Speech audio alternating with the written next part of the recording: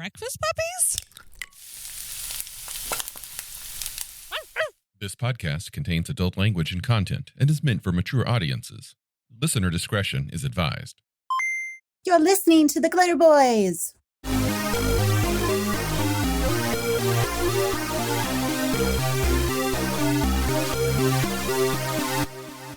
You know, I think my favorite part of Atlantis is the hawk duck.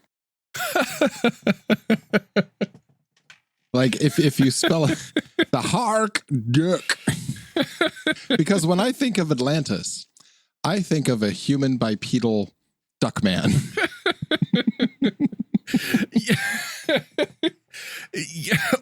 Yeah. Okay, so we are back. Thank you all for tuning in. And we're talking about Rift's Atlantis. World book number 2. Yeah, World Book number 2. Now, when this came out, this was a very big deal. The Atlanteans had been teased at, had been hinted at throughout a number of different books. So what happened is right off the eastern tip of what in present day is known as the Bermuda Triangle in Rift's Earth was a large continent called Atlantis. Atlantis had perfected the art of living together, and all was peace and all was harmony, and there was magic that did everything, and there was high tech, and then disaster struck because this is Palladium and disaster always strikes, and they disappeared through the rift. And when the rifts reemerged, they came back, and they brought all kinds of fun things with them, like the Duckmen and the Splugorth. Rift's Atlantis World Book number 2 is, I think, a good follow-up to the previous world book. We talked at length about the vampire kingdoms and how awesome it was. Atlantis does not break that momentum. This comes out in 1992. We've got one solid world book and a source book out already. The Rift setting is kicking ass and taking names. This book is definitely no exception because this book contains two things very specifically that are so integral to Rift's fandom: the Splugorth and tattoo magic. Yes. Everyone loves tattoo magic. Oh, and Atlanteans. I mean, people like Atlanteans too. Whatever. Everyone loves tattoo magic, though. It is so cool. It needs to be more prevalent, in my opinion. Like, there needs to be much more tattoo magic all throughout the setting because it is so cool. It is so unique. Oh God, I gotta go change my pants. It's so awesome. Well, that said, though, I mean, they could have come up with a better name for the OCCs that practiced it. Oh, you mean the Tattoo Man? Yeah, the T-Man, Maxi Man. Yeah, some of the naming choices were a little subpar. Yeah. But the Splugorth, man. This is a very in-depth world book. It gives you what you would expect from a world book. It gives you lots of background. It gives you lots of maps. It gives you lots of makeup. It gives you lots of politics and who rules what and where and what are the influences. But it covers a lot of ground. Like, for example, there is the Splugorth, which essentially moved into Atlantis, and the rest of the Atlanteans are kicked out, wandering the planet, and the Megaverse, in fact. Oh yeah, the Splugorth. We're going to be talking about them frequently throughout our look at the entire Palladium catalog, especially once we get into Phase World. So the Splugorth are megaversal slave traders. They're conquerors. They're really easy to be the bad guy. Here in Atlantis, it's kind of a microcosm of Rifts itself. You have a lot of different races in a lot of different areas. You have gargoyles, you have dragons, which the Splugorth respect. You have stone masters, you have a ton of slave races, you have the Kitani, you have the hawk people I spoke of. you have the Zembach, you have the T-Man, the Sounage, which is, I think, a homage to Remo Williams, the master of Sounage. Well, they are a very special thing connected to the Atlanteans. You know what? I don't think this is what, this is 1992. I think it's safe to spoil some things here. This is World Book 2 we're in the 30s now. The Sounage Assassins are a clan of true Atlanteans who are dedicated to killing all other true Atlanteans. It's a fascinating background that they have. They are one of the lost clans that was sort of exiled.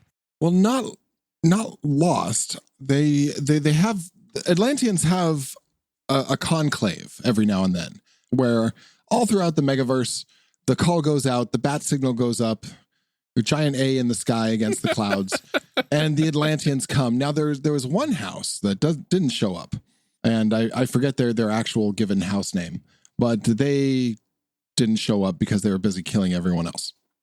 What else do you have? Slave races, so many slave races and their populations. I want to step back a little bit and analyze what we've seen so far. By this point, we've got Rifts.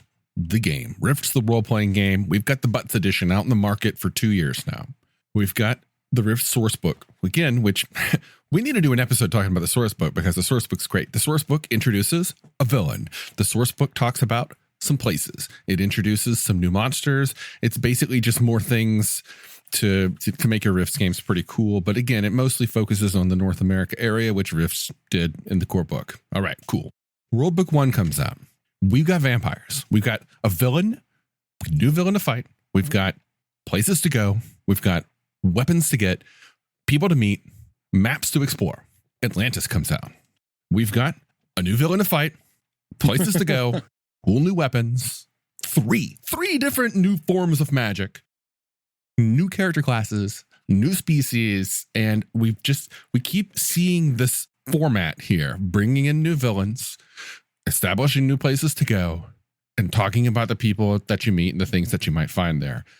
I love this flow because bringing in more villains, especially these epic villains. Yeah. We're not just talking about, Mr. Horrible out there who's in a wizard's tower doing some bad stuff. We've got fucking vampire intelligences, which are interdimensional evils, which you will never kill. And we've got Splugorth, which are, guess what? Interdimensional evils. Yeah. I mean, this is Palladium. Again, Palladium's metal as fuck. They don't mess around with the small fry.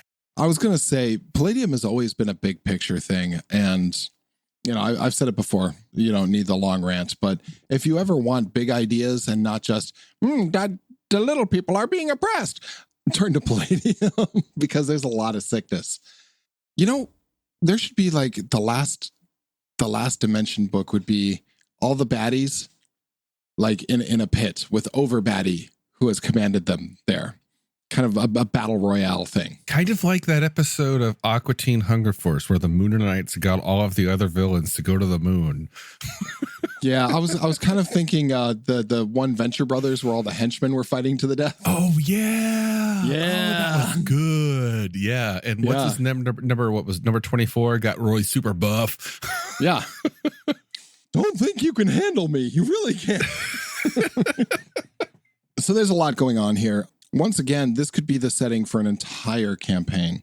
Well, I think one of the problems inherent with Palladium is so many choices. Where do you set? How do you impose limits? How do you keep people located? So an island in the middle of the Seas of Terror is a pretty good place to start that. If you don't want to be searching through 2,000 different books to try and figure out what's local to the area they've suddenly gotten to now. Well, see, I've just got an idea. Brand new campaign idea. Make characters for, Palladium characters, but make modern characters. Use Heroes Unlimited or something like that. Okay. They're taking a plane flight. They're taking a plane flight to the Azores for whatever. They're going on a vacation, or maybe they're going to go fight like their arch nemesis out in the Azores and going to go stop them.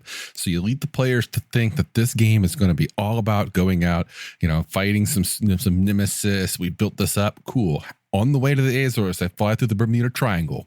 They get sucked through a rift, dropped into Rift's Earth, present day, enslaved by the Splugorth, or maybe they become freedom fighters and they're out there trying to rescue the slaves. And there's a dozen more little islands out there that they have maps of in this book and details on what's out there and places to go hide. So now we've got an Underground Railroad campaign with superheroes from the 1990s. Fucking love it. I'd play that.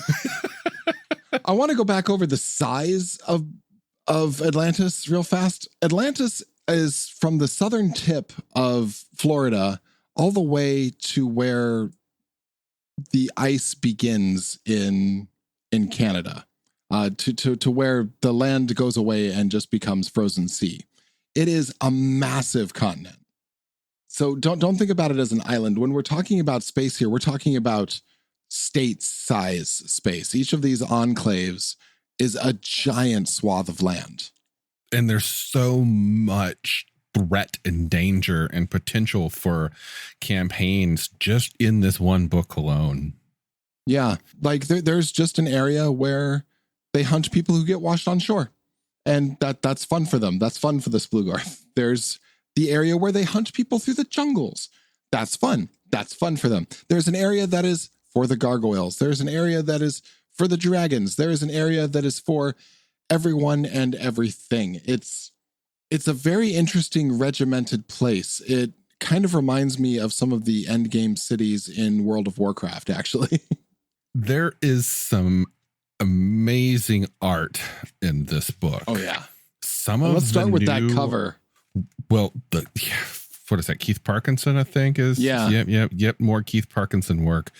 That is, you've got that guy in the back, the fucking enforcer, you've got various people standing around. It looks like this, aristocratic, happy society where all of these uppity people are just having some conversation. These three ladies out there, they're probably talking about pumpkin spice lattes. Meanwhile, you've got this slaving happening right here. And it tells you about the society right there. Well, a tiny dragon watches. It's a shame we don't see any Splugorth here, but they're coming soon. Just a few pages in. He's on the cover. That's not a Splugorth. That's one of the power lords. The Splugorth, there's a picture of Lord Splugorth. That's a Splugorth. The Splugorth are the big tentacle eye monsters. So the slaver isn't a Splugorth. Oh, that's not even a slaver. So there's a slaver on the cover of Rift's Butts edition. Yeah. But it's not. So there's actual talk in the book about how most people think of those as the Splugorth, but they're not. So what's on the cover of the book, I believe, is a power lord, which is another one of their slave races. Right. The Splugorth themselves, if you want to see one, turn to page 40. And there you see Lord Spillenkrith. He's nasty. He's basically a big eye with tentacles and maws. And, as awesome and powerful as Splinkrith is in this book, he is young for his species and limited in his sway of power. He is focused mainly on trade and enslavement. There are Splugorth in other books that could wipe the floor with him with a tentacle. MDC 3d4 times 10,000. Yeah. Jesus fuck. PPE 4d6 times 1,000. Yeah. So if you just look at Splinkrith's stats, he's on the low end of the rolling scale. Interestingly, the Splugorth. Oh, that's right. Okay. So it's Splugorth, then the High Lords, and then the next power level is the Power Lord, the Overlord, and the Conservator. Then the Slaver is below them. And then they have their races below them. So the races that I want to talk about here are the ones that I find the most fascinating. If you start on page 54, you've got the Metstra. Their art is unlike anything that has been done in Palladium to this point. These are not what you think of as people. Yeah, they're bugs. There's some sort of bug. Chitinous sci-fi bug with maws and eyes. God, the one on page 56. Oh, yeah, it's real cool. Yeah. And of course, then got the tentacle monster in the next few pages. But then I love them. Yeah, the ravening beast. I don't know where else to go with this. There's just so much cool here. Well, we can talk about some things like, for some reason that is never explained in this, the Splugorth have a respect for dragons, but it's not absolute. You have to be an adult dragon for that. They can actually be quite cruel to young dragons. Yeah, it was fascinating. I don't know if that's ever been explained. Yeah. There's some sort of Splugorthian dragon war that was fought, apparently, and they are honorable foes is kind of the feeling I got. Yeah, go with that. Makes sense to me. Yeah. Let's talk about biowizardry. One of the 3 new forms of magic. We've already mentioned tattoo magic. Biowizardry is, the melding of flesh with, we just did splicers. We've done Wormwood. Now we're coming back to where it started with the biowizardry here. World Book number 2. And this is some fucked up shit. Again, we're looking at some Cronenberg level of crazy shit happening here, which apparently Palladium just loves this stuff. And I'm okay with that because I like body horror. There's too few major role-playing games, and I count Palladium as one role-playing game, that have delved into the grossness of some of the human psyche and imagination as deeply as this. Like, you have Call of Cthulhu, you have some things that deal with like a niche aspect, but no one has made it as mainstream as Palladium has. No, this is just what these people do. Yeah, with Cthulhu games, it's always dealing with the alien uncertainty of the universe and how it fucks with your mind. But here it's, dude, you can have tentacles coming out of your butt and they're awesome. But they also enslave you, maybe. And it's so like... And they can't touch metal. biowizardry is, it has its applications for power, but for the on the whole, it seems to be focused on enslaving people, like using biowizardry to create warrior slaves that serve you. We can just segue straight into tattoo magic. Okay, yeah, let's do that. Want to. Yeah. So tattoo magic's really cool. Basic concept is you get some magic tattoos, you tap them and shit happens. Maybe you summon a weapon. Maybe you summon a mount. Maybe you shoot fireballs out of your eyeballs. It's kind of cool stuff that you do. Yeah. If you have a dagger, you touch the dagger. If you have if you want a tiger, you touch the tiger. It's cool. And it was really cool in the 90s because tattoos just started becoming something that sailors and rock stars weren't the only ones having. Unfortunately, the artists of this book didn't get that memo.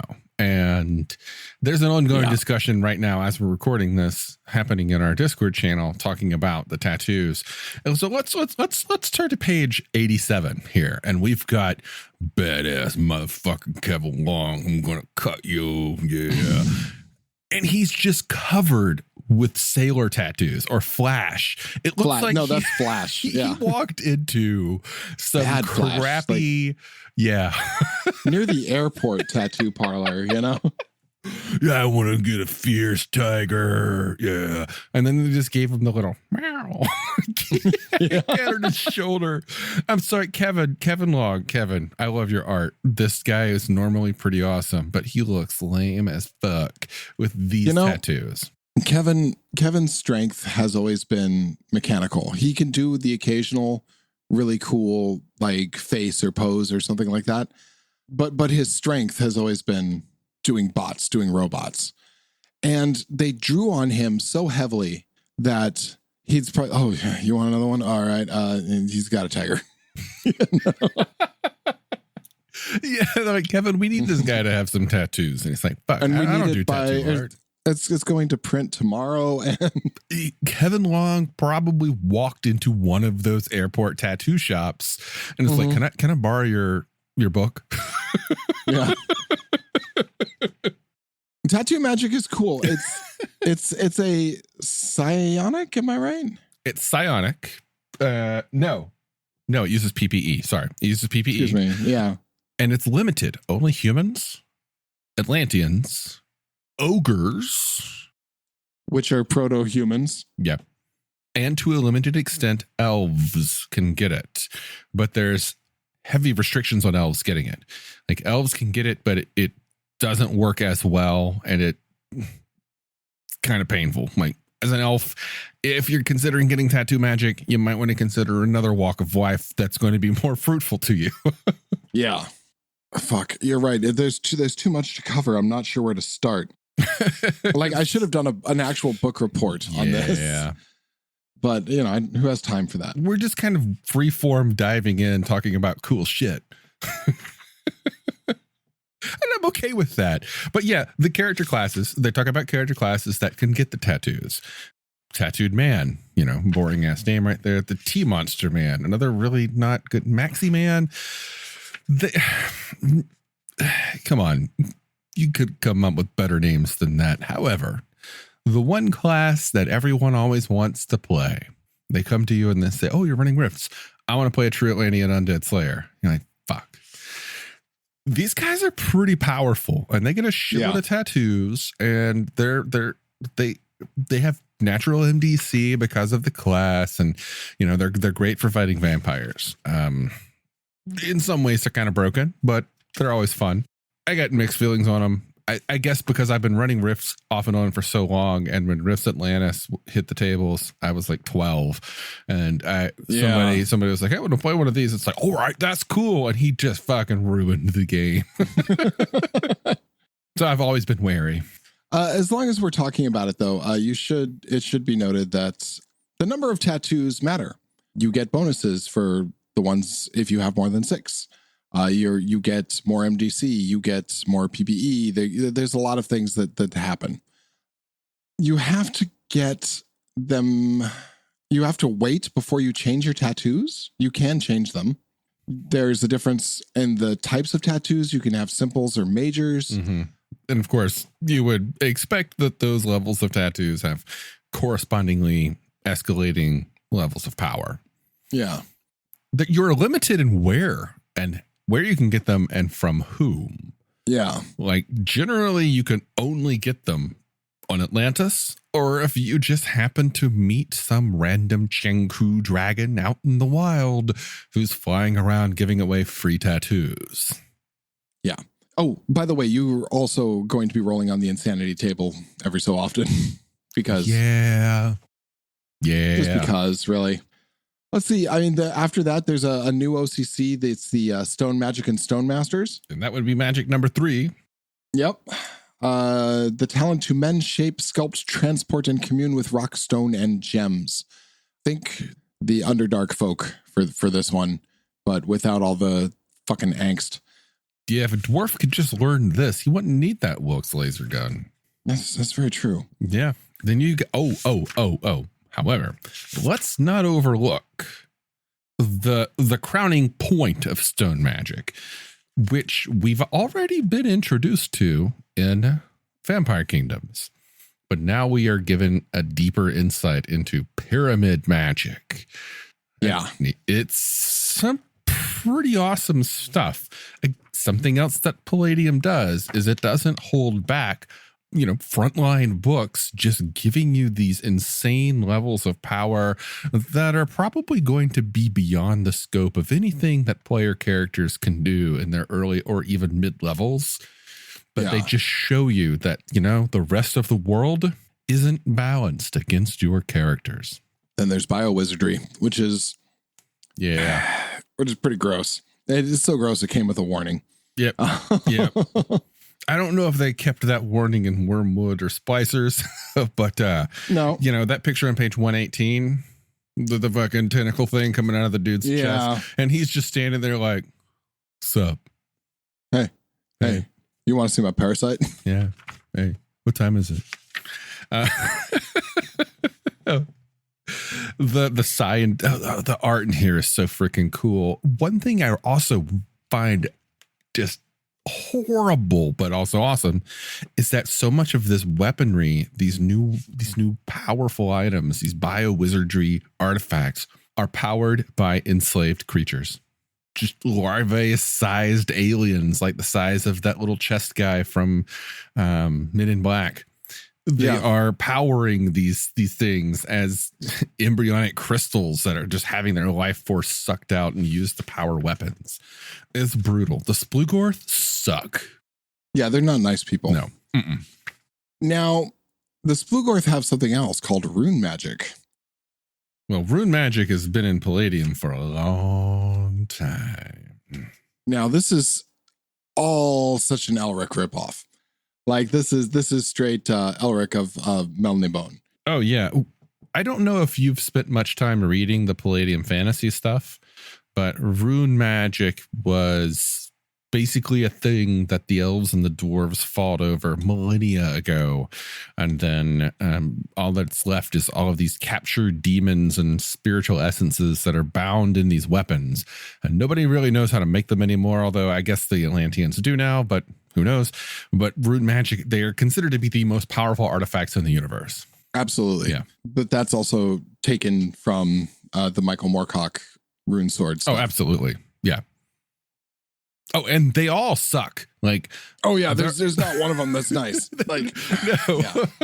You don't want to, like. No, wait, isn't there? No, wait, there was one. Yeah. The Sword of Life. Whenever Palladium has released a collection of rune weapons, if there's 5 or more of them, they might be nice enough, kind, to throw in a benign rune weapon. And I mean, the pictures are just 80s style, awesome, spiky, big, heavy, pokey swords.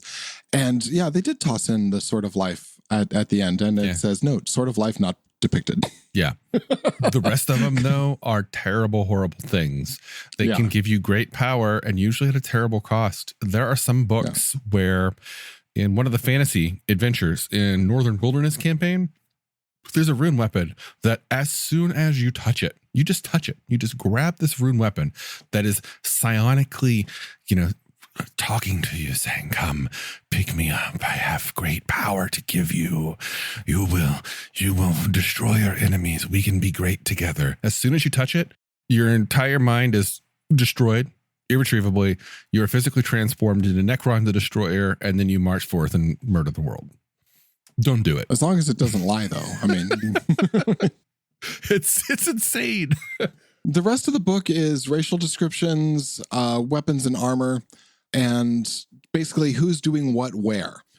There's all kinds of interesting stuff. The Wormwood mentions the Katani quite a bit, but specifically Katani weapons are actually quite popular in Wormwood, if I remember correctly. Oh. There's a lot of trade in weapons and armor from the Katani, and this gives you all of that, which wasn't in Wormwood so much. And some of these techno centaur snake things are pretty fucking cool. And then right after the really cool ones, there's some stuff that looks like the original mechanoids are just kind of repurposed real fast. Well, I don't know how much I've seen the art of Newton Ewell after this book, but Newton Ewell's art with that organic flow to it really makes this book, in my opinion. And I think the crown jewel of art in this book is on page 150 and 151. It's a double page spread of some kind of just mechano hydra. Techno hydra, yeah. The dreadnought, the dragon dreadnought, they call it. Just fucking awesome. Yeah. Then there's their version of the Veritech, the Katani ATV hoverjet. Yeah. It's got a big dongle. All the Katani stuff is pretty fucking cool, though. Yeah. It looks like repurposed Robotech stuff. And a lot of my players would really love the Uni motorcycle. That thing is fucking cool. It's cool. Agreed. On page 150, 158. Yeah. One of the last pages, actually. Man, Abel would have gone just ape shit on that. There's so much cool stuff in this book. Technology, magic, classes. It's a fantastic entry into the growing world book series. Yeah. And it's so well realized. Every section is so just, it's described in such depth that you could run around all of this containing this one book and just playing it. It would be completely easy. I like how it ties into some of the other world books, like the Wormwood and just riffs in general, because the Splugorth were the face of it for so long. And the Splugorth have access to the rifts. The Splugorth are connected to Faye's world. One of the beautiful things about Rifts as a role-playing setting and game are the Rifts. Those are just amazing story tools to connect worlds. And when you're putting together a campaign, if you pull off the training wheels and, throw down the emergency brake and are like, well, let's go to town on this, you can truly unleash your imagination in ways that can't really do with much else, except for maybe the written as a joke fan game Dungeons the Dragoning 40,000 second edition, which was collectively designed by 4chan. I want to see that. I had no idea what that was. It is essentially Rifts, in my opinion. It's Rifts, but in another game, So on the scale of needing this in your collection, where would you fall? It's world book number 2. I think it's crucial if you're going to run a game set on Rift's Earth. Yeah. If you are planning to set a continental North America game, you're going to want to get this. Yeah, this is just to the east of Cuba. Yeah. They heavily raid the East Coast, and they can make great recurring villains for your game. The Splugorth, that is. The setting itself is a great place to visit. I mean, we haven't even talked about the market. The dimensional market on Spin it's amazing. It is one of those classic, you can get anything you want, any of whatever your heart desires, you can get here. Yeah. It's fucking true. Interdimensional market on Rift's Earth. So if you want your players to have a chance of getting some rare random item, like say a rune weapon, that's where you can possibly get it to them. You just got to make sure that they have an adventure in and of itself getting there in the first place. And not getting picked up as valuable slaves. It's cool as hell. I would say you probably, this would be on my 3rd or 4th tier of things I'd want. Like I'd want the core book, and I would want Vampire Kingdoms first, I think. Vampire Kingdoms is a solid book. Yeah, and then I'd probably pick up this. The conversion book is pretty easy in my mind. It's got some fun stuff, but you don't honestly need it. A lot of the later stuff has the conversions in it, or at least clues in which direction to go. Yeah. I would say this is one of the top tiers of the things you're going to want. So yeah, get it. You can get it at palladiumbooks.com. Still in print. Still sells. Still in print. Still sells. I got an autographed copy here from palladiumbooks.com. It's Palladium Bookstore. It's a good deal, and it's still fairly inexpensive. It's got that beautiful Keith Parkinson cover. You're going to get a lot of use out of this book. Yeah. Final thoughts? It's a great book. It's got cool things. It's got 3 new forms of magic. It's got terrible flash tattoos. It's got the Splugorth in it, which you've been hearing about now for multiple books. Finally there in their full glory with a fantastic Kevin Long piece depicting Lord Splugorth. Yeah. Great place to visit. Wouldn't want to Not a there. Great place to live. Yeah, it would be the Nexus once you've come to terms. Like, let's say you start off in the typical North America starting point. You're going to need Atlantis because it is definitely a power. It's right off the coast. The effects of one will be felt by the other. And if you're building a complete world for your players to run around in, this is something you have to take in mind. Yeah. Get it. It's a great book. Yeah. Yeah. Buy the damn thing. All right. Peace. We'll see you next time.